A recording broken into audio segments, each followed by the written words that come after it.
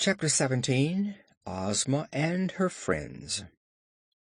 The Shaggy Man had a room of his own in the royal palace, so there he went to change his shaggy suit of clothes for another just as shaggy, but not so dusty from travel. He selected a costume of pea green and pink satin and velvet, with embroidered shags on all the edges and iridescent pearls for ornaments. Then he bathed in an alabaster pool and brushed his shaggy hair and whiskers the wrong way to make them still more shaggy. This accomplished, and arrayed in his splendid shaggy garments, he went to Ozma's banquet hall and found the Scarecrow, the Wizard, and Dorothy already assembled there. The Scarecrow had made a quick trip and returned to the Emerald City with his left ear freshly painted. A moment later, while they all stood in waiting, a servant threw open the door, the orchestra struck up a tune, and Ozma of Oz entered. Much has been told and written concerning the beauty of person and character of this sweet girl ruler of the Land of Oz, the richest, the happiest, and most delightful fairyland of which we have any knowledge. Yet, with all her queenly qualities, Ozma was a real girl, and enjoyed the things in life that other real girls enjoy. When she sat on her splendid emerald throne in the great throne room of her palace, and made laws and settled disputes, and tried to keep all her subjects happy and contented, she was as dignified and demure as any queen might be. But when she had thrown aside her jeweled robe of state and her scepter, and had retired to her private apartments, the girl, joyous, light-hearted, and free, replaced the sedate ruler. In the banquet hall tonight were gathered only old and trusted friends, so here Ozma was herself, a mere girl. She greeted Dorothy with a kiss, the Shaggy Man with a smile, the little old Wizard with a friendly handshake, and then she pressed the Scarecrow's stuffed arm and cried merrily, "What a lovely left ear! Why, it's 100 times better than the old one." "I'm glad you like it," replied the Scarecrow, well pleased. "Ginger did a neat job, didn't she? And my hearing is now perfect. Isn't it wonderful what a little paint will do if it's properly applied?" "It really is wonderful," she agreed, as they all took their seats. "But the Sawhorse must have made his legs twinkle to have carried you so far in one day.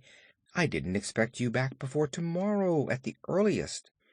"Well," said the Scarecrow, "I met a charming girl on the road and wanted to see more of her, so I hurried back." Ozma laughed. "I know," she returned. "It's the Patchwork Girl. She is certainly bewildering, if not strictly beautiful." "Have you seen her, then?" the straw man eagerly asked. "Only in my magic picture, which shows me all scenes of interest in the Land of Oz." "I fear the picture didn't do her justice," said the Scarecrow. "It seems to me that nothing could be more gorgeous," declared Ozma. "Whoever made that patchwork quilt from which Scraps was formed must have selected the gayest and brightest bits of cloth that ever were woven." "I am glad you like her," said the Scarecrow in a satisfied tone. Although the straw man did not eat, not being made so he could, he often dined with Ozma and her companions, merely for the pleasure of talking with them. He sat at the table and had a napkin and plate, but the servants knew better than to offer him food. After a little while he asked, "Where is the Patchwork Girl now?" "In my room," replied Dorothy. "I've taken a fancy to her. She's so queer and uncommon." "She's half crazy, I think," added the Shaggy Man. "But she is so beautiful!" exclaimed the Scarecrow, as if that fact disarmed all criticism. They all laughed at his enthusiasm, but the Scarecrow was quite serious. Seeing that he was interested in Scraps, they forbore to say anything against her. The little band of friends Ozma had gathered around her were so quaintly assorted that much care must be exercised to avoid hurting their feelings or making any one of them unhappy. It was this considerate kindness that held them close friends and enabled them to enjoy one another's society.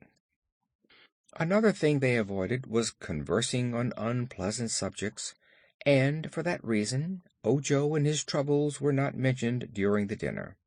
The Shaggy Man, however, related his adventures with the monstrous plants which had seized and enfolded the travelers, and told how he had robbed Chiss, the giant porcupine, of the quills which it was accustomed to throw at people.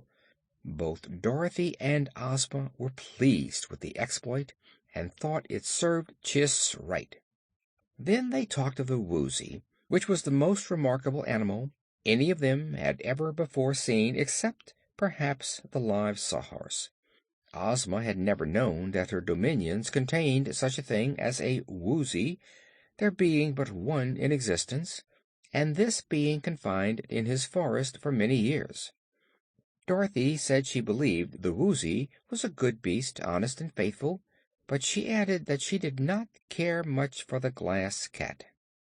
"Still," said the Shaggy Man, "the Glass Cat is very pretty, and if she were not so conceited over her pink brains, no one would object to her as a companion." The Wizard had been eating silently until now, when he looked up and remarked, "That Powder of Life which is made by the Crooked Magician is really a wonderful thing, but Dr. Pipt does not know its true value, and he uses it in the most foolish ways." "I must see about that," said Ozma gravely.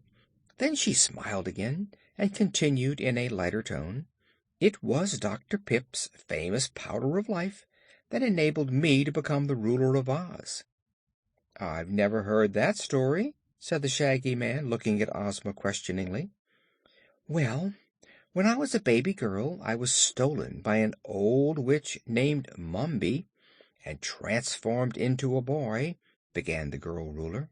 "I did not know who I was, and when I grew big enough to work, the witch made me wait upon her and carry wood for the fire and hoe in the garden.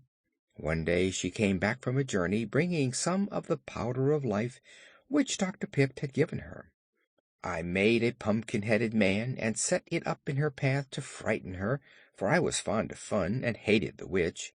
But she knew what the figure was, and to test her Powder of Life she sprinkled some of it on the man I had made.